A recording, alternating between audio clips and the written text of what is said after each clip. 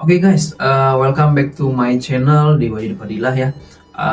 Kali ini kita akan ngebahas mengenai kendaraan yang melewati banjir gitu kan. Ada nggak tips-tips ketika kita melewati banjir? Oke, untuk tips yang pertama, ketika kita melewati banjir nih kita lihat dulu nih guys, banjirnya kira-kira genangannya setinggi apa gitu kan. Kita kan bisa lihat tuh di depan itu kira-kira genangannya seperti apa. Nah, kalau memang genangan airnya udah sekitar 30 cm, sebaiknya kita nggak ngelewatin gitu.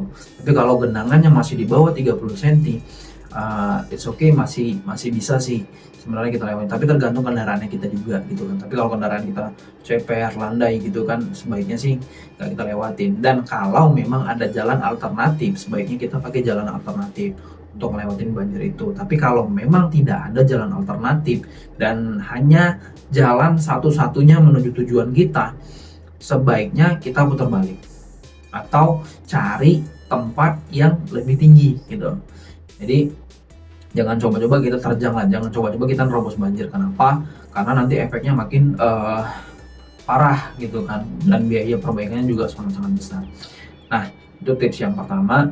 Nah, kemudian kalau kita menerobos banjir nih, contoh genangan airnya itu masih di bawah lah, masih di bawah 30 cm.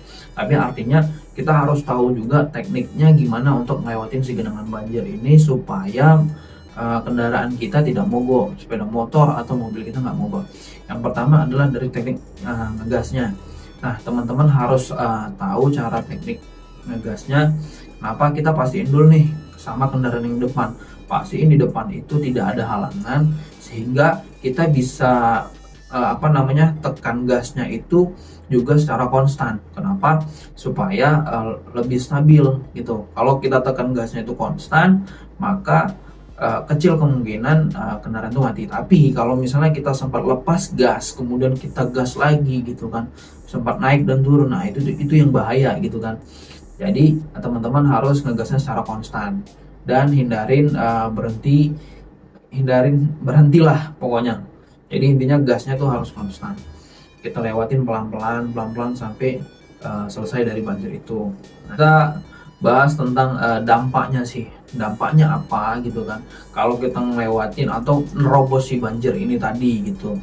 Nah, dampaknya banyak sebenarnya ya, terutama pasti timbul nih kerusakan mulai dari mesin, electrical, kemudian muncul bau-bau yang tidak sedap. Nah, itu banyak sih. Jadi intinya robos banjir itu sangat-sangat berbahaya dan sangat-sangat beresiko, terutama untuk biaya perbaikannya. Dan bahkan kalau kendaraan X banjir gitu kan, kendaraan X banjir itu biasa harganya miring gitu kan, biasa harganya jatuh gitu. Nah, makanya hati-hati gitu kan dengan banjir ini gitu, karena efek dan dampaknya sangat besar buat kendaraan kita. Oke, nah, dan apa sih yang harus kita lakuin ketika kendaraan kita terkena banjir gitu kan? Contoh nih, misalnya kendaraan kita tuh kan lagi di rumah, cuman rumahnya itu terkena genangan banjir gitu kan, jadi masuk airnya sampai ke dalam rumah gitu misalnya. Oke, atau ya pokoknya di mana lah, pokoknya terkena banjir. Nah, saran yang pertama adalah jangan langsung hidupin kendaraannya. Nah, jadi kendaraan itu pastiin bersih dulu nih.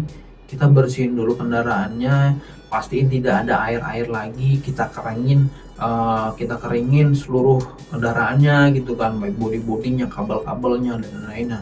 Nah, kemudian sebaiknya untuk kendaraan yang udah terendam banjir tadi, untuk mesinnya sebaiknya diganti tuh oli-olinya gitu kan. Mulai dari oli mesin, kalau ada oli gerdangnya diganti olinya, pokoknya semua yang berbau-bau dengan cairan itu semua dibersihin dan diganti dengan baru.